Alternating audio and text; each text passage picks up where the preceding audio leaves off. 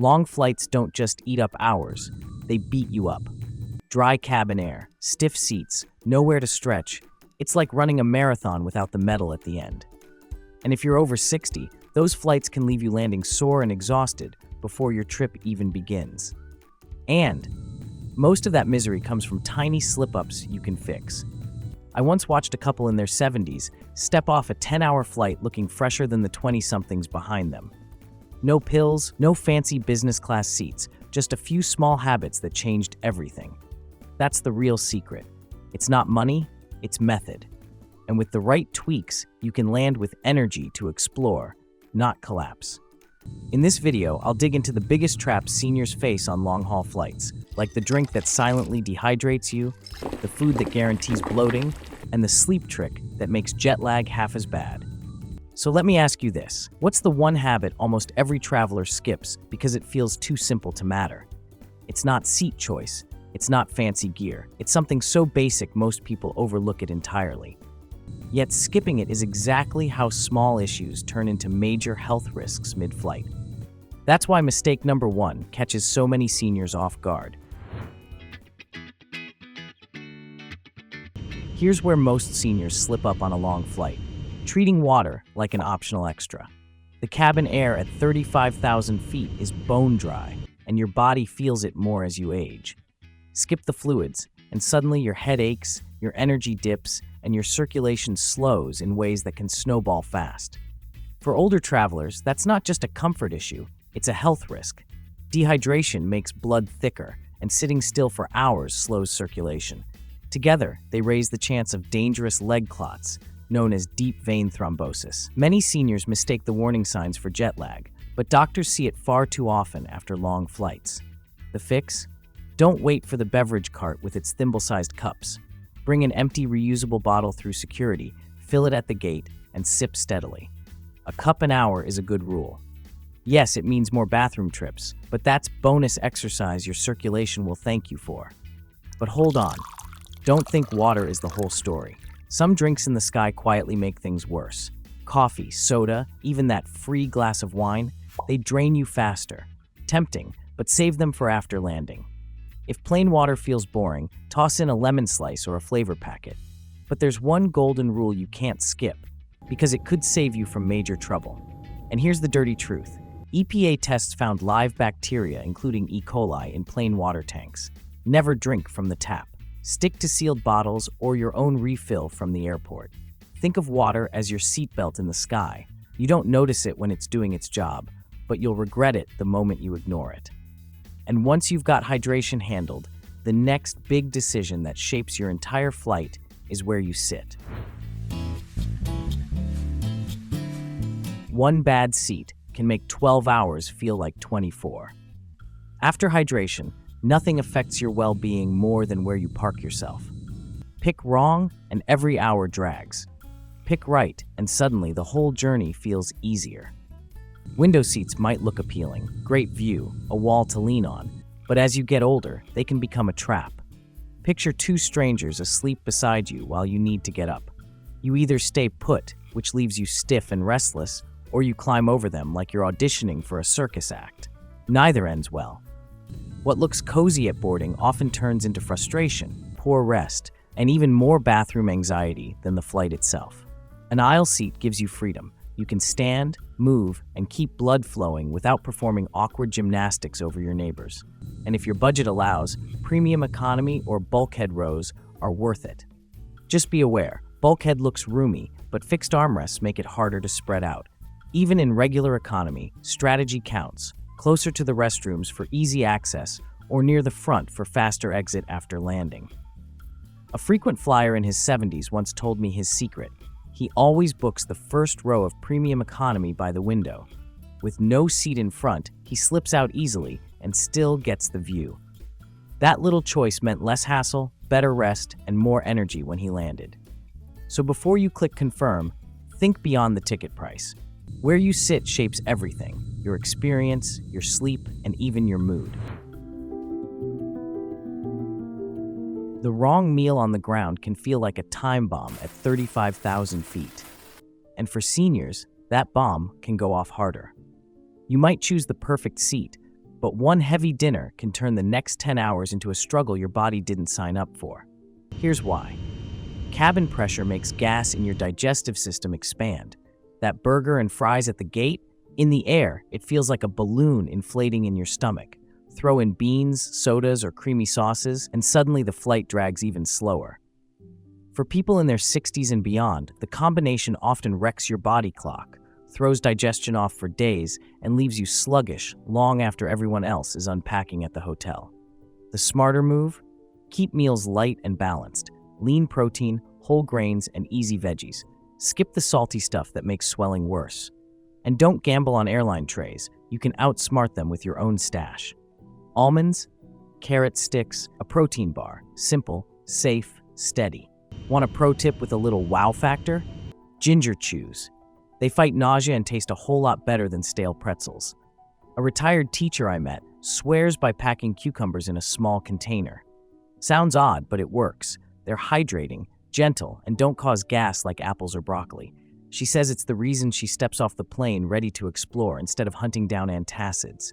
Sure, it's not Instagram-worthy, but your stomach will thank you.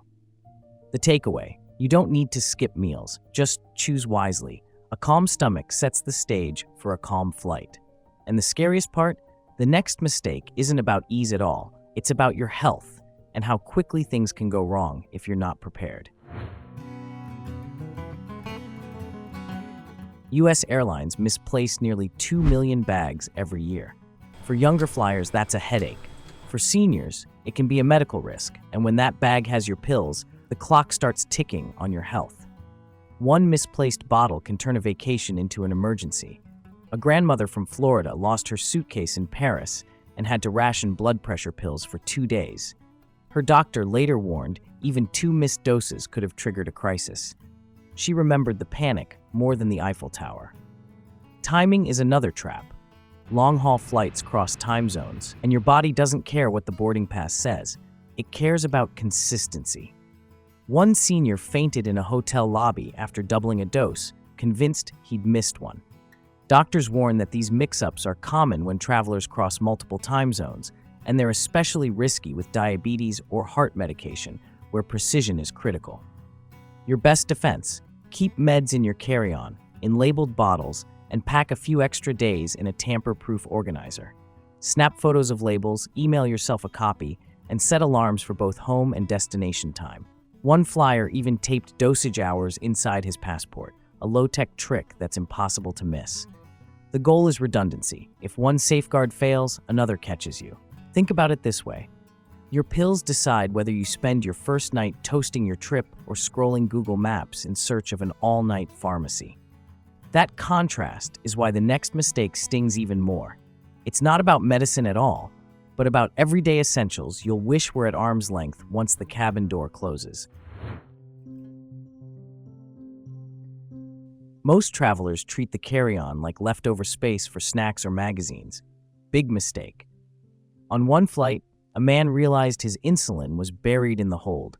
Panic hit before we even pushed back from the gate.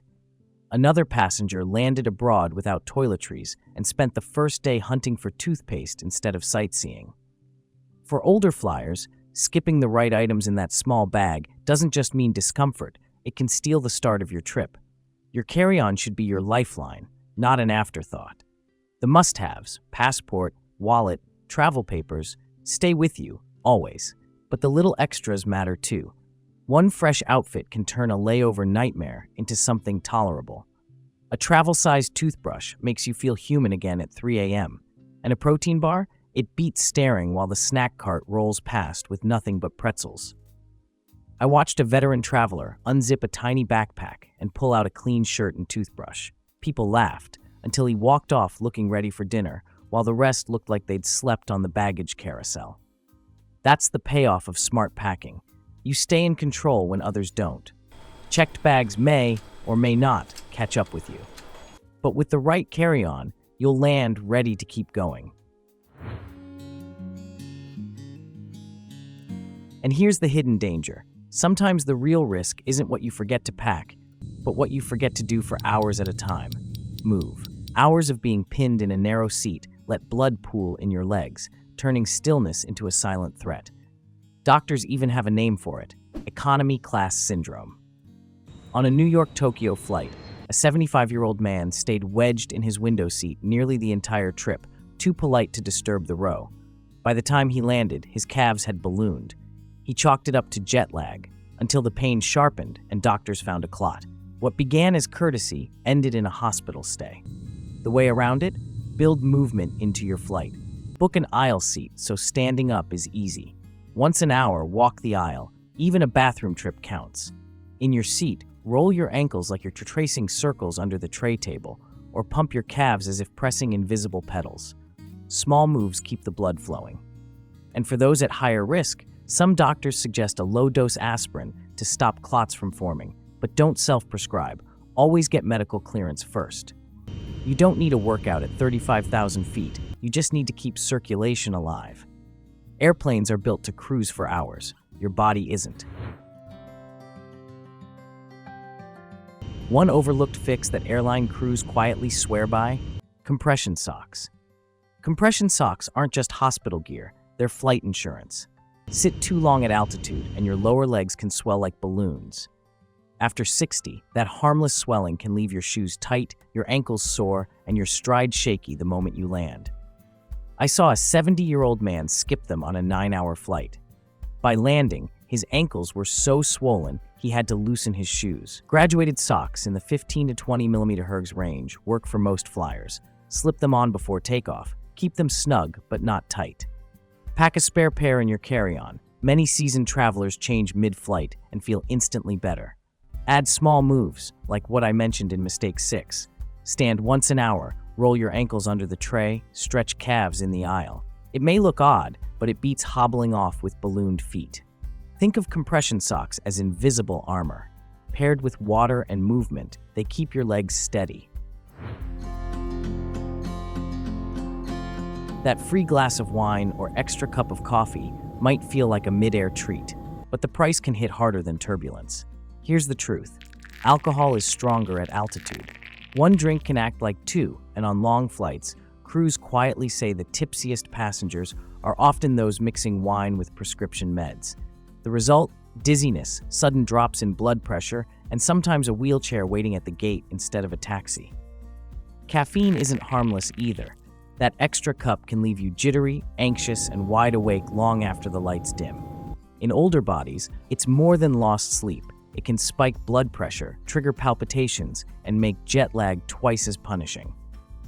Your safest bet is plain water. Carry a refillable bottle, top it up often, and let steady sips keep you clear-headed the whole way.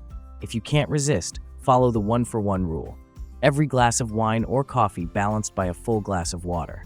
But the wisest move? Save indulgence for when you land. Hydration and clear focus in the sky are worth more than any mid-air buzz. Airlines can only help if they know what you need. Too many seniors wait until check-in, or worse, until boarding to ask. By then, it's like asking for an umbrella in the middle of the storm. The help might come, but not when you need it most. So, you should communicate early. Tell the airline when you book, or at least 48 hours before departure, if you'll need a wheelchair, extra time at security, or help boarding. Without notice, the wheelchair staff might not even be at your gate. And when it comes to food, special meals aren't guaranteed last minute. Diabetic, low-sodium, or vegetarian options may never get loaded. That leaves you either eating what doesn't fit your health needs or going hungry for hours. I've seen travelers in their 70s breathe easier just because they requested priority boarding. Time to stow bags calmly and settle in before the crowd. And I've also watched others who didn't ask struggle up the jet bridge, stressed and out of breath, while overhead space vanished fast. The difference came down to one email or phone call. Trust me, you're not inconveniencing anyone. You're setting yourself up for a calmer journey. Cabin lights dim, engines hum, and right then your body has a window to reset. Miss that moment, and the next 2 days may feel like they belong to another planet. On long flights, rest is like fuel. The overlooked trick? Treat the cabin as a transition zone. If it's night at your destination, dim your screen, pull on an eye mask, and let your body catch the hint. Most travelers grab the classic U-shaped neck pillow and wear it behind the neck, only to find it awkward against the seat. A better move, a chin support style pillow that keeps your head steady without straining your neck. Pair that with earplugs or noise-canceling headphones, and suddenly you've built a bubble of calm at 35,000 feet. Build a bedtime ritual in the air. Brush your teeth, wash your face, switch into loose clothes, and tell the crew you'd prefer not to be disturbed. Even if you don't sleep deeply, shutting your eyes and resting still resets your energy. Some frequent flyers even board exhausted so they can crash instantly. Seniors can try it, but think twice. Deliberate sleep deprivation often backfires with slower reflexes, dizziness, or even a higher risk of falls. A smarter option is balance. Arrive at the airport reasonably rested, then use in-flight cues to guide your body clock. Cabin air dries you out, altitude strains your heart, and hours of sitting slow circulation. What feels like minor stress on the ground can escalate quickly at 35,000 feet if you're not monitoring it. Skipping health trackers in this setting is like flying blind. Your body's warning signs can slip past unnoticed. Take a 69-year-old traveler who wore a smartwatch on his trip to Sydney. Mid-flight, his heart rate spiked while he was asleep. The watch buzzed, waking him up. He walked the aisle, drank water, and the reading dropped. Later, he admitted it was the first time he truly felt grateful for wearing a gadget. The tools don't need to be fancy. A smartwatch or fitness band can remind you to move, log your water intake, and track your pulse. Some bands even vibrate every hour to remind you to stand, perfect on a long haul. For diabetics, portable glucose monitors can spot spikes or dips early. Even free apps like Apple Health or MyFitnessPal let you set hydration and movement nudges. The key is to use them actively, not just wear them. Before your trip, sync your device, charge it fully, and pack a small power bank so your tracker doesn't die mid-flight. If you have a chronic condition, share your data with your doctor. They can flag patterns and advise you before you fly. Jet lag can split your body in two. Your watch says one time, your stomach and brain insist on another. The result? Sleep derails, moods dip, digestion stumbles, and the first days of your trip blur together. The best fix starts before you even leave home. Shift bedtime closer to your destination's schedule a few days in advance. Even moving it by an hour each night helps your body adapt. On the plane, treat rest as strategy. If it's nighttime where you're headed, create your own cocoon, neck pillow, mask, earplugs. And here's the underrated move. Skip that movie binge if your body needs sleep. 2 solid hours of rest in the air can save 2 wasted days on the ground. After landing, act fast to reset your rhythm. Get natural sunlight within the first 2 hours. It's like flipping your body clock to local time. Keep naps short, eat light, and dim screens at night so your brain gets the right signals. 12 mistakes. 12 ways to make the sky easier on you. A long flight will always test your patience, but it doesn't have to steal your energy. With a few smart choices, you can step off the plane, rested, clear-headed, and ready to enjoy what's waiting for you. Now, I want to hear from you. Which mistake have you caught yourself making before? Or maybe you've got a tip that belongs on this list. Share it in the comments. Maybe that's a great example in the next video. And if this video gave you something useful, hit like, send it to your grandparents who's flying soon, and subscribe for more behind-the-scenes travel wisdom.